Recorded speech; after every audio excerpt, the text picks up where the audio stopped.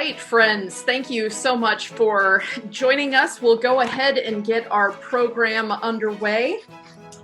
So good evening and welcome to this special event hosted by the Department of History to celebrate our Spring 2021 graduates. My name is Dr. Jennifer McNabb and I serve as the head of the UNI Department of History. I'm delighted to have this special opportunity to honor this spring's history graduates and to gather with family, friends, and faculty to congratulate our students on the completion of their coursework at the University of Northern Iowa. Graduates and guests, you know that a diploma from UNI opens a range of opportunities here in Iowa and far beyond. You can compete with graduates from schools across our region and across the country. I'd also like to remind you of the value of your degree in history. In making history your academic focus, you made a wise choice. Your study of the past has trained you to be thoughtful, responsible global citizens with keenly developed historical thinking skills that make you a highly sought-after professional as well as a lifelong learner.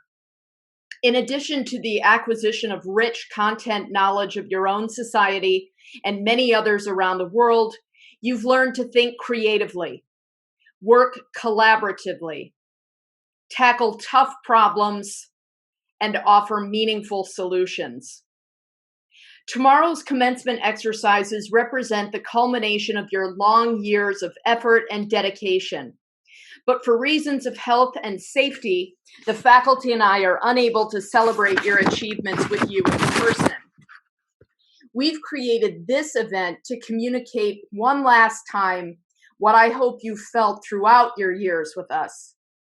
You have been the objects of our ultimate concern as educators, and it has been our privilege to teach and to learn from you. And so again, welcome all to the Spring 2021 Department of History Convocation. I'm delighted to introduce to you Dr. Brenda Bass, who serves as the Dean of the College of Social and Behavioral Sciences, the academic college at UNI in which the Department of History is located. Dean Bass is a steadfast advocate for history students and programs at UNI, and she has graciously agreed to speak tonight to offer her congratulations to this semester's graduates. Dean Bass. Thank you, Dr. McNabb.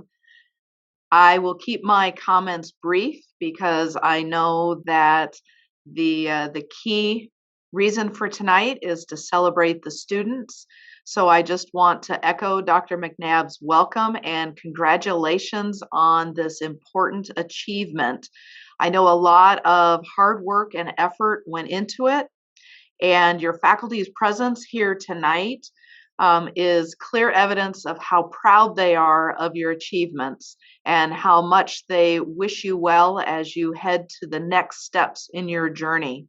We know that all of you will go on to do great things in life. You will probably all take very unique paths, but we hope that you'll remember us here at UNI as one of your starting points for all the next great things that will go on in your lives. So congratulations. I'm happy to be here to celebrate with you tonight, and I will turn it back over to Dr. McNabb. Thank you. I would like now to take a few moments to individually recognize each of our candidates for the Master's of Arts degree in History and our Bachelor of Arts degrees in History and History Teaching. But before I do so, I'd like to involve my colleagues in recreating what I think is one of the most powerful moments of UNI's traditional commencement experience. This ritual doesn't take place on stage, and in fact, it doesn't even take place in view of the public. It customarily happens instead down in the tunnel of the McLeod Center as faculty and degree candidates line up for the start of the program. When students begin to move forward as the long line snakes toward the stage, the faculty begin clapping for them, and they keep clapping for them and so on and so on. It's normally a 15-minute or so ovation that lasts until the very final student has passed in front of the assembled faculty. Now, our Zoom ovation is not going to be quite that long, but I did want to share with you some sense of that moment this evening, and so I'll ask my colleagues to join me in offering you a very well-deserved round of applause. History faculty, let's give them a hand.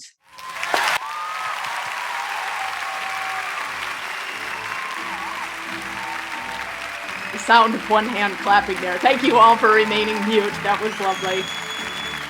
Okay, so I'm going to recognize each of the graduates, starting with our MA candidates. Lydia Pakala will be completing her degree requirements this summer. She is going to be finishing an exit option, which is in the form of a thesis titled Frank Capra's America, Political Tribalism and Film in the Cold War. Lydia is also the winner of our graduate student prize in history, and she offered a talk to faculty and guests a few weeks ago, and so I wanted to recognize her fine award-winning work. John Semanek will also be completing his Master of Arts degree this summer with a research paper entitled Our Family's History. He is earning a public history emphasis. And now I'll move to the recognition of history and history teaching graduates. Olivia Campbell is graduating with a BA in history and a public history minor.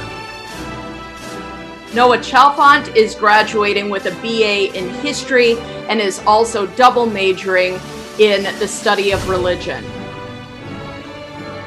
Matthew Cooper is graduating with a BA in history. Courtney Lynn Duffy is graduating with a BA in history teaching. Jocelyn Dernan Welch is graduating with a BA in history. Shay Ellert is graduating with a BA in history teaching. Blake Elsbecker, a BA in history teaching. Caitlin Evers is graduating with a BA in history and has earned magna cum laude honors. Caitlin is also one of 2 Departmental Whitney Award winners, recognizing high academic achievement. Holly Handlos is graduating with a BA in history teaching and has earned the highest academic honor, summa cum laude. Holly is a second of our Whitney Award winners this year. Austin Higgins is graduating with a BA in history. Maya Jess is graduating with a BA in history and has earned the very highest university honors, summa cum laude. She is also completing the University Honors Program with a thesis titled On Beauty, Ancient Perceptions of Beauty from Classical Greece to Imperial Rome. Maya has earned the highest honor for the department in this year. She is our designee of the Purple and Old Gold Award, and you can find her marked in the commencement program as our department's winner. Savannah Johnson is an anthropology major, but is graduating with 2 history programs, a history minor, and the Museum Studies certificate. Grace Rodman is earning a BA in history. Alexander Sackville is earning a BA in history. Nathan Spicer has earned a BA in history and double majored with philosophy. Cooper Weeks is earning a BA in history. And now I'd like to play for the graduates and guests a brief video provided by the American Historical Association. The AHA is the professional organization of historians who live and work in the United States. The AHA asked Jacqueline Jones, the president of the organization, to offer her congratulatory remarks to this year's history graduates. Greetings. My name is Jacqueline Jones. I teach history at the University of Texas at Austin, and I'm currently serving as president of the American Historical Association. On behalf of the association, I want to say to the class of 2021 history majors, congratulations. I know that all of you have faced daunting challenges over this past year in the virtual classroom and outside of it.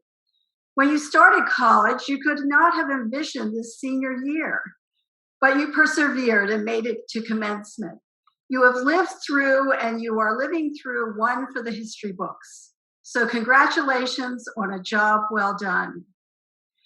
Let me begin by noting that students major in history for a variety of reasons. If I might hazard some guesses, some of you were curious about the origins of your families, hometowns, or religious or cultural traditions, while others wanted to learn more about the current state of the world, how it came to be the way it is. Some of you like to read about the grand sweep of human history with all its attendant drama driven not only by fascinating individuals and big ideas, but also by the choices of ordinary people and the imperatives of everyday life. You might enjoy doing historical research, the detective work that helps you assemble the pieces of a jigsaw puzzle that provides a glimpse into the past. And perhaps some of you were drawn to history by outstanding, inspirational teachers. Regardless of your reasons for wanting to study history, if we as teachers have done our job, you've learned to think like a historian. That is, you can evaluate different kinds of evidence and place it in historical context. Possessed of the critical thinking skills that are the hallmark of an educated person, you'll go on to careers in any number of fields: education, business, law, nonprofits, finance, policymaking, government service, entertainment, and more. Let me say here that I think at times we in the humanities are much too defensive about our contributions to society. It's true that we don't cook up new apps for the iPhone or search for cures for the common cold. Our laboratory is the library. However, the disciplines in the humanities, and this is especially true of history, help to develop in our students the essential quality of empathy. As history majors, you've learned about people who lived at times and in places different from your own, people who had different beliefs and ways of looking at the world. You've come to understand these people from the past, even if you do not always agree with them or like them. This ability to empathize is a key aspect of any well-functioning community or society. An empathetic perspective will help you succeed as a citizen of a diverse, interconnected world where certain powerful forces know no national or cultural boundaries. Those forces include not only highly infectious viruses, but also the values that bind us together, the universal love of stories and the desire to care for and nurture our families. Whatever the benefits of science, technology, and engineering, those pursuits should always be shaped by and tempered with empathy for our fellow human beings. So congratulations on choosing history as your major. The skills you've learned will serve you well in the future, regardless of your career choice. I also want to take this opportunity to encourage you to remain alert to the presence of history everywhere. When you turn on the radio or the TV, you might hear one of your favorite history professors providing some background for the day's headlines. Historians today write op-eds, they blog, they develop virtual reality visits to distant places and times. They write books that get made into documentary films. You can learn about history through public art in the form of statues and monuments, and in museums and at historic sites. Interview your relatives about your own background. Help write your family's genealogy. Appreciate the ways that history and interpretations of history still stir daily controversy in this country and abroad. In other words, remain attentive to the lively presence of history and historians in the world today. Finally, I hope you'll take a few minutes to thank those relatives, friends, counselors, staff members, and others who helped you make it to this day. Maybe a parent even gave you $1 or $2 along the way. I'm certain they're proud of you and all you have accomplished. So congratulations, class of 2021. No doubt the many dramatic events of the past year will wind up in future textbooks. And you can say that you were there and graduated from college despite all the difficulties and challenges of this historic time. Best of luck to you all. Well, you're dealing with an early modernist, dealing with postmodern technology, so there was bound to be a glitch or two. I'd like to turn things back over to Dean Bass, who is going to share with you a piece of the commencement script to formally recognize your readiness for receipt of your degree from UNI. Thank you, Dr. McNabb. Whether you go to the commencement ceremony tomorrow in person or you watch the virtual commencement ceremony online that will debut Saturday night, or if you don't partake in the official ceremonies at all, I wanted you to have the opportunity to hear the words of being commended to the president, who will be the one who will confer the degrees. And so these words are typically read by either a dean or the provost at each ceremony. I'm going to tailor them specifically for our history graduates. So on behalf of the faculty of the university, I have the honor to present to the president these candidates who have successfully fulfilled the requirements in history for Bachelor of Arts, Liberal Arts Program, Bachelor of Arts, Teaching Program, Master of Arts. I am pleased to commend them to you, the President, for the awarding of their respective degrees. Thank you, Dean Bass. As we bring our event to a close, I'd like to get historical for a brief moment, if you'll indulge me, as I reflect on your time in the UNI History Department.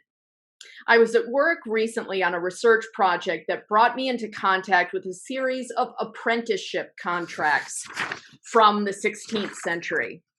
As you students of history know, in medieval and early modern Europe, young people training for a specialist career sought out masters in their chosen fields of endeavor with whom they spent years living and working and learning.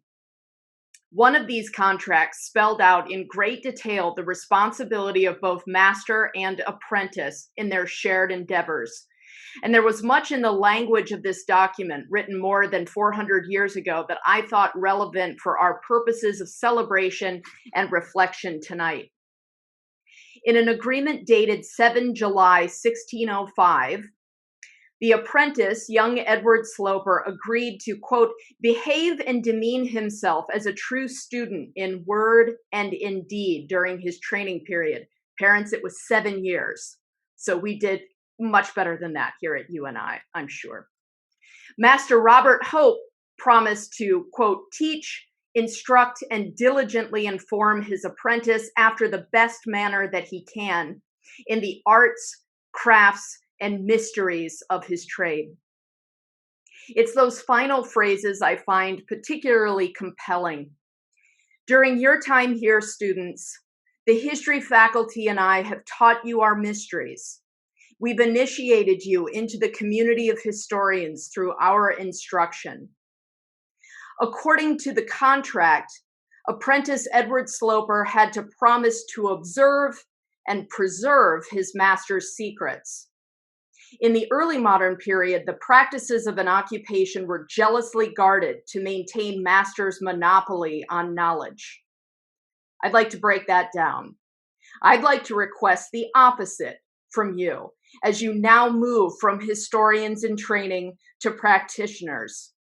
I ask you to share our secrets, reveal our mysteries, apply what you have learned to be an agent of knowledge and learning. Our state, our country, and our world need you. As you have made your way through your academic career as students of history, both the past and the future have been your companions. As individuals passionate about history, you've devoted yourself to a deeper understanding of past people, institutions, and societies, seeking to uncover meaning in their lives and actions, both in their time and through the lens of our own. And during your years at UNI, you have also been preparing for the future. You've been future teachers, future graduate students, future public historians and museum curators. Tonight, your future and your present connect. Make an impact. Maintain your love of history as you go out into the world. It will serve you well as a citizen, as a person, and as a professional. And so again, my colleagues and I congratulate you on a job well done, very well done. And we wish you tremendous personal and professional success. Congratulations, and take good care.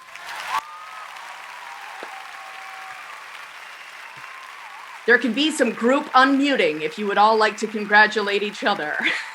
I see several students. Matt, congratulations. Maya, congratulations. Unfortunately, I don't know who's behind some of these iPads, but if you're students of ours, very best congratulations to you as well.